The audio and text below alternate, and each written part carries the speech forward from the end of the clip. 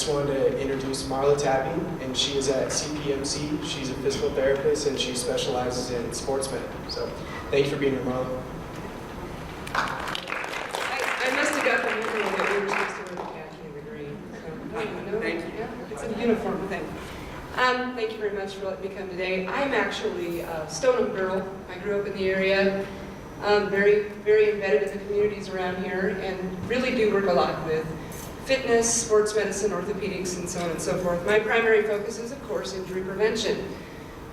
But on a daily basis, I work an awful lot more with your students than I do you. However, you know, I always perceive myself as an aging athlete, and preservation of my frame and how I feel every day when I get out of bed has become more and more important to me as I age. Okay, so when I look at my job and I look at what I go through on a daily basis, I have some rigors that are a little bit more physical than other jobs, but the reality is that fitness level is what gives me that energy at the end of the day to enjoy the reason I work.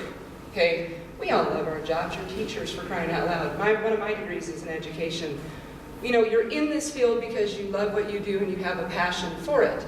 But there is some mileage associated with it. The mileage may be stress. It may be sitting in one position too long. It may be bending over students all day. There's all kinds of reasons why at the end of that workday we may or may not have the energy to enjoy our lives. And that's the key, okay? Are you having an energy crisis at the end of your workday? Because that's that's a priority to us.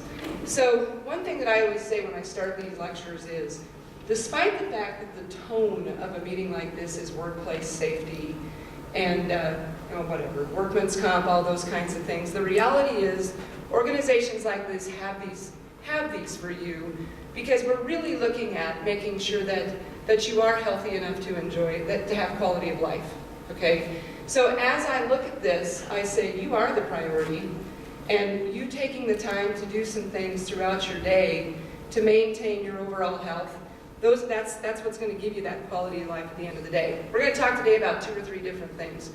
The first one in my mind is overall posture. Okay, we sit, we stand, we stoop, we do all those kinds of things. And you know, some of us have time to enjoy a fitness routine, or we like it and it's a priority for us. Some of us are the last thing on our own list, okay? Your day gets away from you. If you're not a 5:30 a.m. exerciser, you look at the rest of your day and like, well, I could do something there, I could do something there. But the day gets over, you get home, you're tired, and you don't get that workout. So what are you gonna do over the course of the day to maybe at least, you know, address your own health and fitness? Postural stuff is what wears us down, okay? Gravity is a mean thing. The older you get, the more you know it, okay? So we do succumb to gravity. We do come into these positions, and you sit at your desk and you're looking at something, and all of a sudden you got a headache, you got lower, you know, your back hurts, and really what we're fighting is gravity. So I have what I call a bunch of oh-by-the-way tips for fitness that really honestly manage stress and maybe give you just a little bit of a heads up on a concept called muscular facilitation. If you ask a muscle to work for you throughout the day, you kind of wake it up. You make it a little bit more active with just the littlest, simplest things. So let's take your workspace. You know, you guys are not sitting still all day long. Okay, you're up, you're down, you're looking at this paper, you're bending over this kid, you're doing this, you're doing that. And you really say, okay, you know, I'm active, I am tired at the end of the workday. But a little of this is just the postural wear and tear. So if you put into this oh by the way program where you look at your posture and your spine and everything as a domino theory, you can start to cue yourself to kind of straighten up and facilitate those muscles. Everybody remember the old psychology thing, the Pavlov's dog? Okay, you feed the dog the snack and you ring the bell at the same time, and over time you ring the bell, the dog salivates. Okay, we can train ourselves. We can actually train ourselves to get that unconditioned response by knowing that every single time the bell rings, every single time somebody calls your name, every single time, you know what your triggers are that happen all day long steadily. So if you say to yourself, every single time I hear that bell ring, I'm going to throw my hips forward a little bit. all of a sudden, look at the difference in my postural alignment. Okay, I made one correction. I threw my hips forward, my shoulders compensatorily roll back, my chin tucks. Okay, I've activated the muscles on the back side of my spine that automatically align me up a little bit better. I do an awful lot of work where I'll say to somebody, okay, if you want to make your trigger throw your shoulders back, you automatically get that postural alignment, okay? If you have to imagine somebody slamming a screen door in your face, and that's what pops you back into this good alignment, then there's your trigger. When you do that, you activate those muscles, you facilitate them, you ask them to work, and magically, you've got all the big pluses. You've got the better spinal alignment, you've got a little bit more muscular activity, your shoulders drop down, and then if you're a big stressor like me, you can throw in a little bit of this neck stretching, and you've made this tiny little subtle adjustment. And believe it or not, honestly, I promise you, it will make a difference at the end of your workday. You're going to feel a little better because you've changed one tiny thing, and you'll get to where it is habitual. It'll just happen. Okay, it's I had a kid one time tell me, because these things are so important for things like shoulder pathology. Because if we drop into these great postural positions, we open up the space around your rotator cuff, we eliminate some of the reasons why we have shoulder problems. We don't even have to go down the road of the back pain and the neck pain and the headaches, because we all know that the spinal postural alignment's a big key in that. So, but shoulders are a part of that, and so on and so forth. So one subtle, oh, by the way, adjustment, because when you pop to this position, you're squeezing down those shoulder blades. You're going into that military posture. And that's what the kids always say to me. How come it's always like you're making me stand at attention? I'm like, because that's what's going to make your shoulder better. Okay? So the reality is, I'm telling you something that I tell your kids all the day, every time I see them. Okay? I can walk into a gym full of kids, and I'll find 5, 6, 7, 8 shoulder patients, and they'll all of a sudden see me, and they all drop into military position because they're trained to know that I'm coming to get them if they don't straighten that up. Because it's just a tiny little investment in what's going to make you feel better, what's going to give you some quality of life, okay? Now we're going to go on to round 2.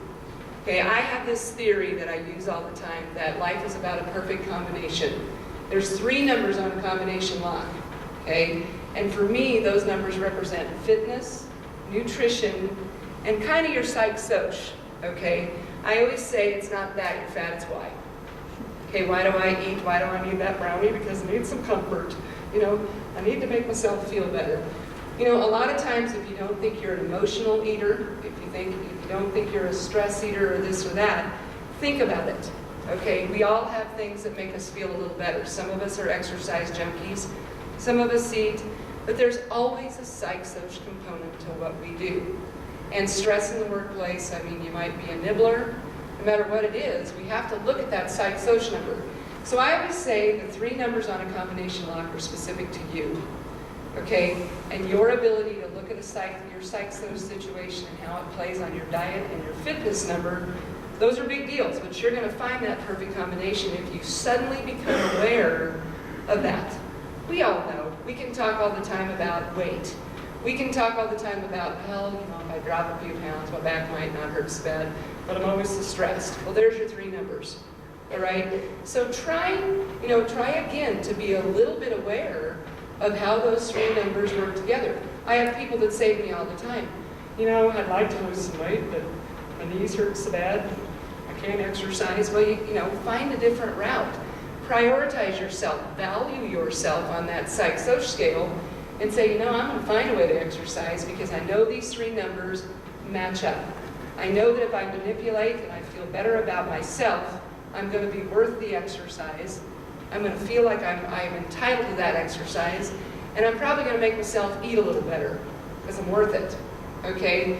And for me, that's a huge, huge piece of what's missing. We always kind of come in these places and go, shame on you, your posture's bad, you don't get enough exercise, and diabetes is going to kill us all, and on and on and on. We come in with these negatives when the reality is, if you invest in yourself and you look at those 3 numbers and think about that on a daily basis, that's how you know that it's important. It has to become important to you. You are role models, okay? Your posture, the way you carry yourself, even your weight. Kids look at you and you're their role. If you invest in yourself, do you think they will? I think so, okay? So those are the kinds of things that are important. And when we talk about the posture and the fitness, again, another little oh, by the way tip. Look at your core as a 5-gallon bucket. Okay, I always say that people, they're like, well, I can adjust, but then I'm getting tired of standing like that, so I drop here. Again, facilitate the muscle. Look at that 5-gallon bucket around your middle and know that once we've taught you to preserve this position, to basically pull yourself back into what we call your neutral. Everybody's neutral is different. Okay, my shoulders are back, my chin's back, I'm trying to pull my spine into better alignment. Once I get it there, what am I going to do with it? I better lock it into lock it up. We call this stick it. Okay, gymnasts running down the runway, they pounce on that springboard, they hit that pommel, they land, and we always hear that they'll stick it. They'll stick their landing. You need to find your neutral, okay, and stick it. For me, that's that 5-gallon bucket, okay? The back wall of the bucket is your back muscles and your butt muscles. The front wall of the bucket is your stomach muscles, okay? There is a bottom on the bucket, okay? Women know more about that because we talk about tightening the bottom of the bucket. We call that a kegel. That's the bottom of the bucket. So when you find that neutral, this is where I'm going to go down, you're going to basically pull your belly button to your spine, okay? You're going to squeeze and tighten your back muscles and your butt muscles. And here's where I always throw in the stone humor. I tease a lot of my kids because I never teach weightlifting or anything else without talking about this core position and stick it. I always tell those kids to crack a walnut, okay? Squeeze, because if you tighten up back there, you're going to actually have that back column supported. Squeeze from the bottom. You've suddenly created this 5-gallon bucket, and then if you have to transfer or lift a child that's in a wheelchair, you have locked in to good posture, locked your spine in, you put your 5-gallon bucket on, and you are creating a muscular back belt around that spine to protect yourself. The movement joint in our system that we're supposed to use more, but we don't because we're tight, because we have no flexibility, is our ball and socket joint in our hip. You're not supposed to look to move out of your back. You're supposed to lock it. It's really designed for load bearing, okay, not movement, and you ought to move out of your hip. So think about those little tiny subtle things you can do. You can stick it all day long. You can pull that belly button to your spine. You can activate that back wall. You can pull up from the bottom. I'm going to give you one tip because I always do when I teach this to kids, to adults. Anytime I'm doing a back lecture, I always say, you want to put the front wall on the bucket, you want to put the back wall on the bucket, you want to put the bottom on the bucket, but for crying out loud, don't hold your breath. Because if you put the lid on the bucket, you pass out and it doesn't do us any good because you hurt another part. So, when you start to work on activating these muscles, pulling your spine in, tightening up your back end, throwing those shoulders back, getting that chin up, you're going to carry a very different, you're going to look different. You're going to have a different presence about you. And that's where you as teachers are kind of conveying just a little bit more of a confidence that's going to wear off on your kids. So again, invest in yourself, okay? Make you a priority so you don't have an energy crisis at the end of your workday. Because once the quality of your life has gone up and you feel better, you're going to make that bigger difference with your kids. Okay, I was going to open this up for questions a little bit and see if anybody had anything specifically that they'd like to talk about in the way of other areas. Anybody have any questions about anything? Did I cover everything? Well, I want to thank you very much for letting me come. I am very available to you. Tuesdays and Thursdays, I am actually just right across the street. But I am the one that's in and out of your facility all the time because I'm kind of spearheading some sports medicine projects. So again, I want to thank you very much for your time, and if you ever do have any questions, please don't hesitate to call me. Thank you.